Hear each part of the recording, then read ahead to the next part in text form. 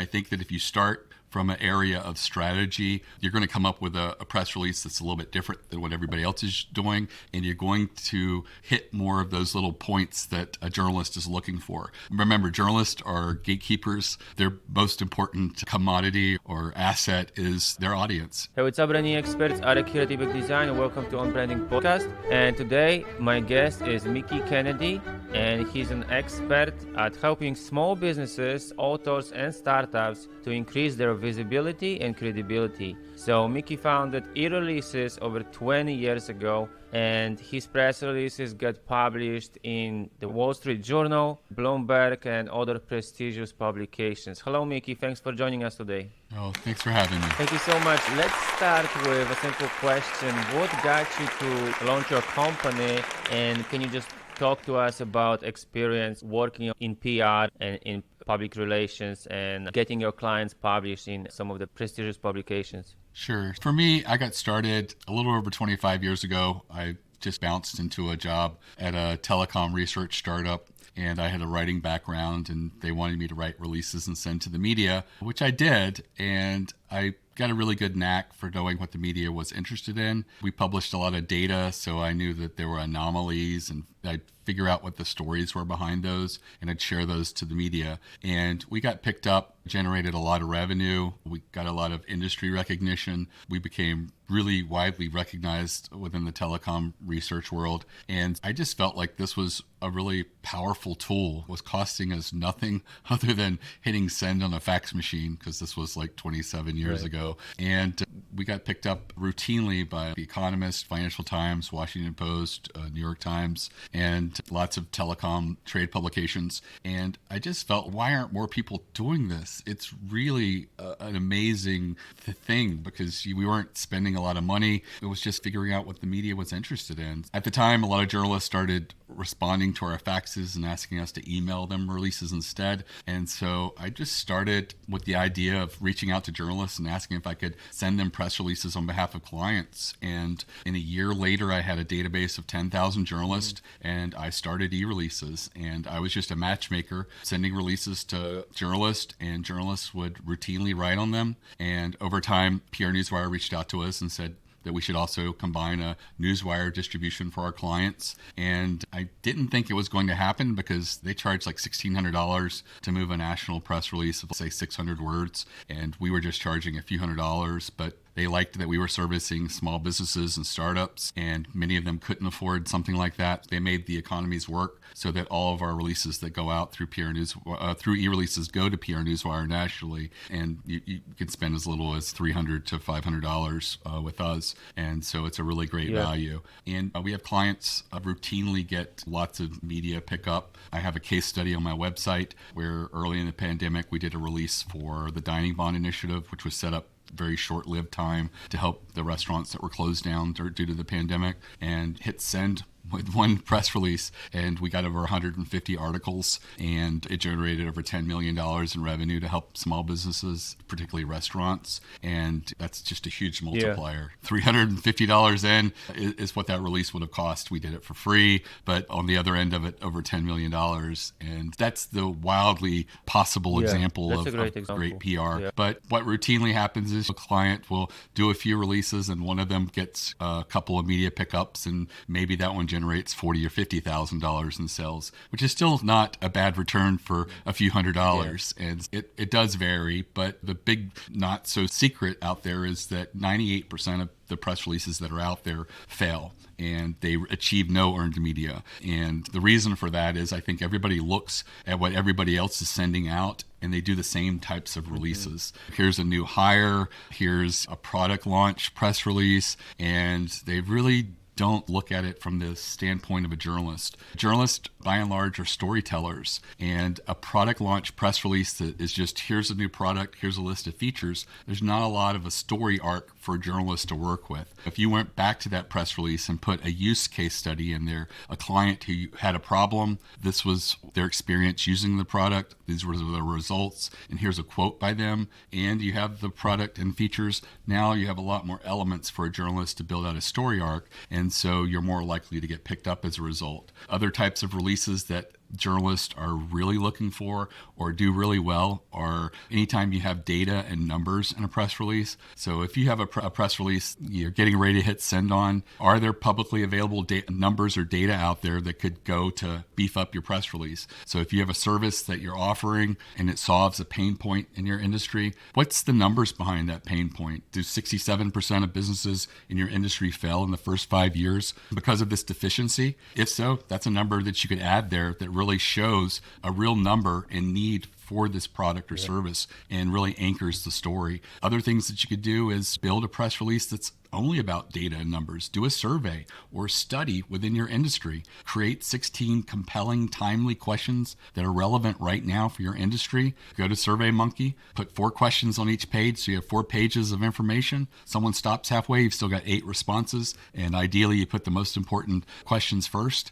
Then approach a independent or a small trade association and ask them if they could send that link to their members in exchange for you mentioning that trade association in a press release you'll be issuing over the wire. Smaller and independent trade associations don't get any media attention. It's the large trade associations that control most of the media messaging in your industry. So they will see that as a huge win. Sometimes if they're really reluctant, you can offer to co-brand the survey so they get more credit, and then they send it to their members. Ideally, you're looking at a trade association that has at least, you say, 600 members or more, and you're looking for at least 100 responses. You look at the results of the questionnaire, figure out what were the big surprises there, the things that you can really feel you can build a story around, and maybe focus on just 2 or 3 of those questions. Turn that into a press release, have an amazing quote by you as to why the numbers skewed a particular way, and then hit send. Often, when you do this, you'll get as many as 8 to 14 articles written about you from just one press release. And the least I've seen with people I've coached through this are 4 earned media articles. And that's a really big return as far as getting articles written about you, because PR firms that charge $20,000 to $40,000 for an annual campaign often don't guarantee any earned media. And yet here's one type of press release you could do that immediately would give you that return. Yeah, that's a great example. And I love the tips and numbers and that you gave us. So basically for our listeners, having a press release that generates articles is a great form of marketing, right? But you need to approach it the right way, as you mentioned. Percent releases fail. And I would like you to talk more about that. You already mentioned like why they fail, because they're mostly about new hires and just product launches and product features, not necessarily, as you said, something that has a story, right? So it's more of a storytelling. You can talk about the benefits of a product or service. You can talk about the use case scenarios.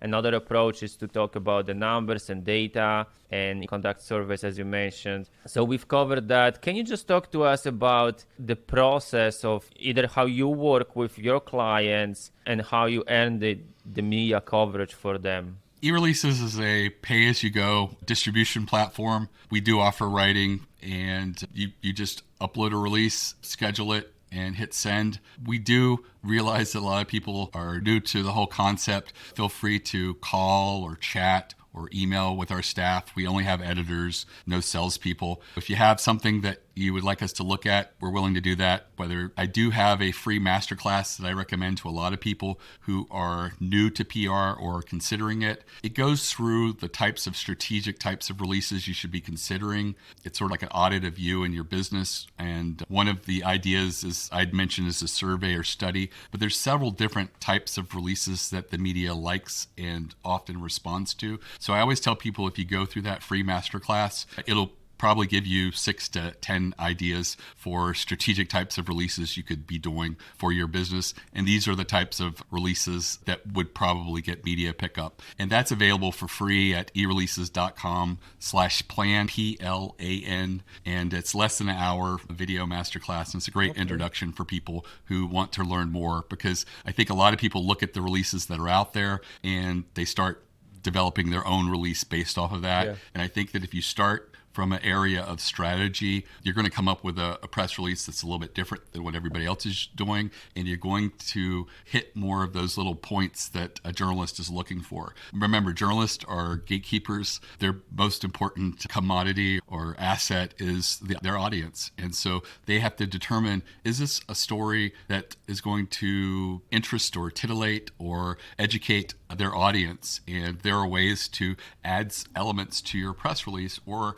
to build your press release from the ground up with that in mind. And one of the things that I always hear from people is that I'm too small or my company isn't important enough to matter. But one thing to know is that journalists never get accolades for covering Google and Microsoft.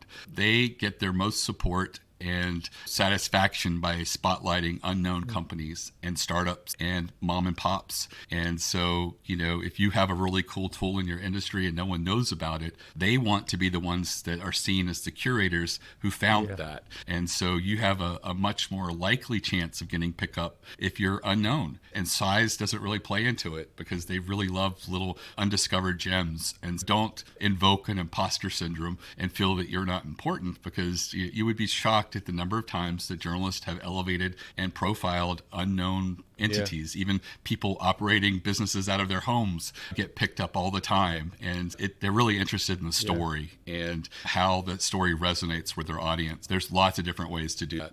It's a great example, and I think it is going to encourage some of our listeners with small businesses or startups who might be thinking about that, but they have also some thoughts about whether they are big enough or whether it is the right moment to do. But that's great. We're going to link to your free masterclass. I think that's really great takeaway for our listeners who want to learn more. So you shared there with us more of the strategic approach, right? Types of releases, how to work with journalists, because at the end of the day, it's about approaching these journalists the right way, right? So as you mentioned, if you approach them the right way, you're going to make them look good, and they're going to give you access to their audience. Okay, so that's great. And you've mentioned a few mistakes that people make. Do you think, are we missing anything else? What do you think, what are some of the most common mistakes that, or maybe preconceived notions that people have about press releases? I think that one of the biggest preconceived notions is that it just doesn't work, that journalists aren't paying attention to press releases. But the reality is that there's been a lot of consolidation in the industry. There's been a lot of new players coming on board. If you look at the wires in the US, there's two major wires, Business Wire and PR Newswire. We work with PR Newswire. Because it's largely those two entities, most journalists go to them to hunt for story ideas. And so they're very valuable, and being in a newswire like PR Newswire really is a great place to make sure that you get skimmed and considered by a journalist. Journalists are busy, so they're less likely to respond to their overwhelming inbox where they're being spammed lots of times. So they like to go look at the industry feeds on the wire. They have a login so they can customize the feed, so they're looking at the most relevant types of press releases that they cover. And as a result, they're more likely to pick out those stories. And also, what is a journalist and the type of people looking at these feeds is changing. The newswires have opened themselves up to influencers, so it's not unusual for an Instagram influencer to have access to the newswire to look at fashion press releases because they're considered experts in the fashion industry. And I know of several TikTokers who rely predominantly on press releases for new rollouts. One is the Snackalator, who covers new snacks that are being released each week, and almost all of his photos are taken from press releases and announcements of new products that are hitting store shelves. And it's a really great way, if you're there, to make sure that you're accessible to the media. And then as the media evolves, the newswires are evolving and PR is evolving, and the press release is still a great way to get your message out. I love it. A great example you gave us, it allows us to kind of imagine how it works and the power of press releases. It's definitely a great form of marketing. It still works, and